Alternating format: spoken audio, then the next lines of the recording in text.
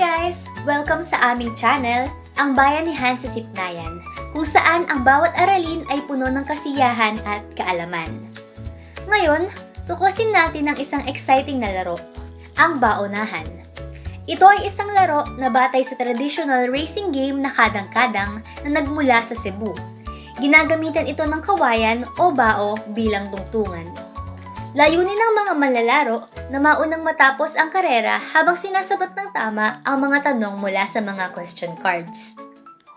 Sa larong ito, kakailanganin natin ng coconut shell, tali, box at question cards. May makikita kayong isang box sa unahan. Dito kayo bubunot ng question card bago simulan ang karera.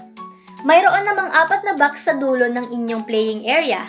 Dito nyo ihuhulog ang question card depende sa napili nyong sagot.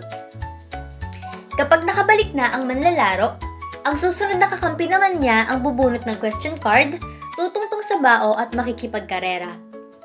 Ulitin lang ang proseso hanggang matapos ang oras o maubos ang question cards.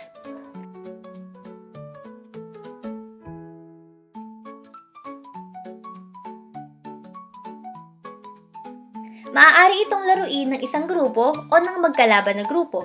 Kung magkalaban, maaaring ibahin ang kulay ng question card ng magkaibang grupo para mas mapadali ang pag-i-score dito.